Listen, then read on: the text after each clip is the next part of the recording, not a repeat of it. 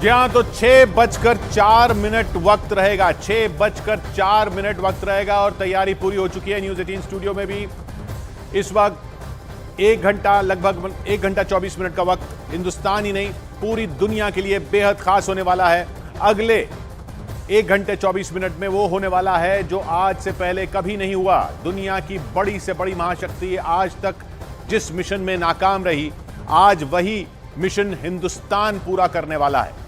चांद की दहलीज पर खड़ा हिंदुस्तान का चंद्रयान 3 अब से बस थोड़ी ही देर में चांद के दक्षिणी के ध्रुव पर सॉफ्ट लैंडिंग करने के लिए तैयार है। विक्रम लैंडर को अब सिर्फ इसरो से मिलने वाली कमांड का इंतजार है, जिसके बाद हिंदुस्तान का चंद्रयान 3 धीरे धीरे रफ्तार पर ब्रेक लगाते हुए चांद की सतह पर उतरने का अपना फाइनल ऑपरेशन शुरू करेगा। हमारी यहां पूरी तैयारी हो चुकी है। आप देख रहे हैं सीधा इसरो से तस्वीरें आ रही हैं, अभी चांद से तस्वीरें आएंगी और कैमरा के जरिए। और हमारे साथ एक्सपर्ट्स यहां पर मौजूद हैं, अमन कुमार साहब मौजूद हैं और आशीष नेगी जी यहां पर हैं, साइंटिस्ट हैं दोनों, और पूर्व DRDO के अफसर डॉक्टर AK सिंह भी हमारे साथ हैं। इनका भी बड़ा एक्सपीरियंस रहा है स्पेस में, स्पेस साइंस में। लेकिन सबसे पहले डॉक्टर साहब मैं आपके पास ही आऊंगा। ये सॉफ्ट लैंडिंग की बार बार बात की जा रही है, अगर सामान्य भाषा में कहें तो सॉफ्ट लैंडिंग है क्या? ये मतलब जब ये अभी तो ये चक्कर काट रहा है उसके साथ लैंडर, अब वो लैंडर को चांद की जमीन पर उतारना है, तो वो पिछली बार नहीं उतर पाया था। ये सॉफ्ट लैंडिंग क्यों करनी है वहां पे? मैं अगर सामान्य नागरिक को समझाने की बात हो तो अभी जो वो अपना चंद्रयान 3 है, तकरीबन 800 किलोमीटर दूर है और 30 किलोमीटर ऊपर है। 800 किलोमीटर दूर कहां से? जहां पे टेंटेटिव, जहां पे वो लैंड करेगा, जो लैंड करेगा वो मतलब टेंटेटिव जहां पे, हाँ। क्योंकि इस चंद्रयान 3 के लिए 4 किलोमीटर बाय 4 किलोमीटर का दायरा जो है, 4 बाय 2.5 किलोमीटर लगभग, शायद चलो 4 बाय 2.5, जो कि पिछले चंद्रयान 2 में 500 मीटर बाय 500 मीटर था। ये भी इस बार का चेंज है कि उन्होंने मतलब इस दायरे अगर इसको ऐसे समझे, पिछली बार चंद्रयान 2 में आधे किलोमीटर बाय आधे किलोमीटर का दायरा था, उसके अंदर ही उसको लैंड करना था। इस बार 4 किलोमीटर बाय 2.5 किलोमीटर का प्लॉट है एक तरह से, वहां पर लैंड करना, वहां पे लैंड करेगा। तो वहां से तो अभी उसकी रफ्तार जो है वो बल्कि जेट प्लेन से भी 10 गुना ज्यादा है। अच्छा, तो उसको जब सॉफ्ट लैंडिंग को कहें कि हमने उसकी रफ्तार अभी वो ऑर्बिट में ऐसे घूम रहा है, ऑर्बिट में है, ऑर्बिट में उसको फिर हम डिसेंड करेंगे, वो 4 फेज में होगा, उसकी भी गहराई में जाया जा सकता है। तो अल्टीमेटली इसको हम इसकी गति को नियंत्रित करके इस तरह चाहते हैं कि धड़ाम से ना गिरे, बहुत सहजता से ये गिरे और अपने पांव पर खड़ा हो जाए। नहीं तो इसमें अमन जी आप मुझे ये बताइए, ये ऑर्बिट में जैसे घूम रहा है स्पीड में, जैसे सर ने बताया कि वो बहुत हाई स्पीड पे है, अब हाई जेट से भी ज्यादा 10 गुना ज्यादा स्पीड पे चल रहा है। अब उसको लैंड कराना है तो वो धड़ाम से ना गिरे। अब चांद पे तो गुरुत्वाकर्षण शक्ति जो ग्रेविटी है वो ही बहुत कम है, धरती की तरह तो है नहीं, बिल्कुल, तो 1/6 है, तो वो धड़ाम से क्यों गिरेगा? क्योंकि उसकी स्पीड ज्यादा होगी, स्पीड 6000 किलोमीटर पर आवर की स्पीड पे इस टाइम पे वो घूम रहा है अपने ऑर्बिट में। अभी इस वक्त 6000 किलोमीटर पर आवर, यस। तो जब वो 25, अभी इस टाइम पे जो पेरिजी पॉइंट है विक्रम लैंडर का, वो है 25 kilometre from the surface of the moon, 25 kilometre दूर है वो घूम रहा है, जहां लैंड करना है उससे 25 किलोमीटर ऊपर होगा। नहीं, अभी वो मून से 25 किलोमीटर दूर उसका क्लोजेस्ट पॉइंट है। अच्छा, हाँ। और जितना दूर जा सकता है वो है 134 किलोमीटर, अंडाकार आकार में घूम रहा है। हाँ। तो जो क्लोजेस्ट पॉइंट है वो 25 किलोमीटर की दूरी पे है अभी। हाँ। तो अब जब वो लैंड करेगा, जब वो 25 किलोमीटर पे आएगा तो उसकी स्पीड होगी 6000 किलोमीटर पर आवर। अगर आप सोचिए इस स्पीड से कोई चीज अगर चांद से टकराएगी तो क्या वो बचेगी? नहीं बचेगी।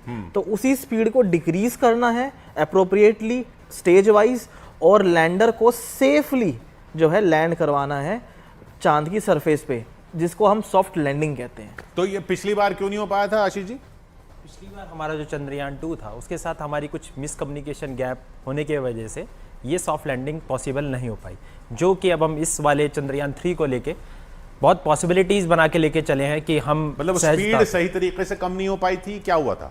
मिसकम्युनिकेशन गैप, और ये कह लीजिए कैलकुलेशन वर्क जो होता है, ऑर्बिट लैंड कर रहा है, जैसे अभी फिलहाल अभी जैसे ऑर्बिटर हमारा क्या कर रहा है, लैंडर हमारा चक्कर लगा रहा है, गोल गोल चांद के चक्कर लगा रहा है, तो उसकी भी एक पर्टिकुलर स्पीड है और वो स्पीड हर एंगल पे, इतने एंगल पे आ जा रही है कि वो अंदर की तरफ आता जा रहा है, चांद की सतह की तरफ आता जा रहा है। और जैसे जैसे वो सर्कल जो कम होता जाएगा, जब कम होता जाएगा तभी वो एक पॉसिबिलिटी बनाएगी कि इस पोजीशन पे जाके उसे नीचे आना है, चांद की सतह पे आना है। तो उस सतह पे आने के लिए एक परफेक्ट पोजीशन, एक परफेक्ट आप कह लीजिए कैलकुलेशन वर्क होना जरूरी है, जो कि पिछली बार बिल्कुल वो सटीक, बिल्कुल कि जैसे वो 25 और अच्छा ये 25 किलोमीटर ऊपर है डॉक्टर साहब।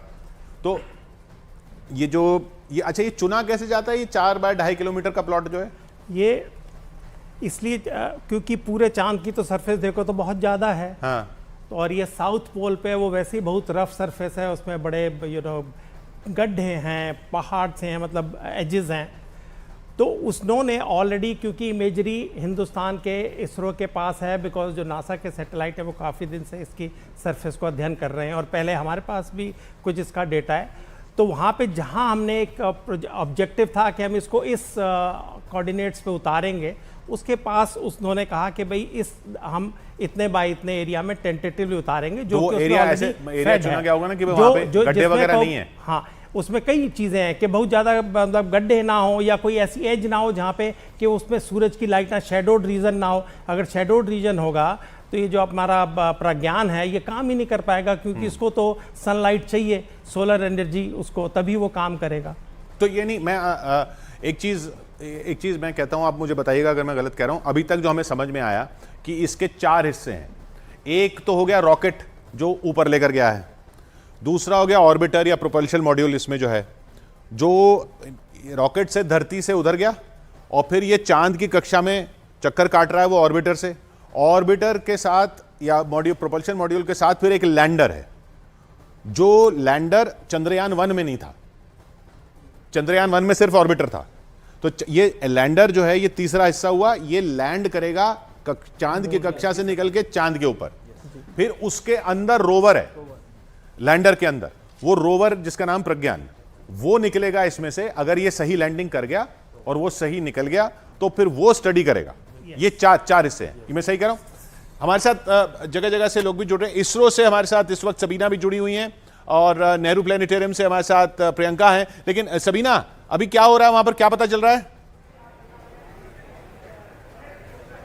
किशोर, सबकी धड़कनें यहाँ पर बढ़ी हुई हैं। जैसे जैसे अब चंद घंटों का फर्क यहाँ पर रह गया है, बहुत ज्यादा वक्त यहाँ पर नहीं रह गया है। वैज्ञानिकों से यहाँ पर हमारी बात हुई, उन्होंने कहा कि अब बस दुआओं का दौर होना चाहिए, खासतौर से उस वक्त में जब आखिरी के 15 मिनट यहाँ पर बाकी होंगे। ये स्क्रीन में, ये सबसे बड़ी स्क्रीन यहाँ पर खासतौर से मीडिया कर्मियों के लिए लगाई गई है, ताकि यहीं से जब चंद्रयान 3 की लैंडिंग होगी, जब विक्रम और रोवर उतरेंगे चंद्रयान 3 के जरिए जमीन पर, चांद की सतह पर, तो सबसे पहली तस्वीर यहीं से सामने आएगी। और इसी स्क्रीन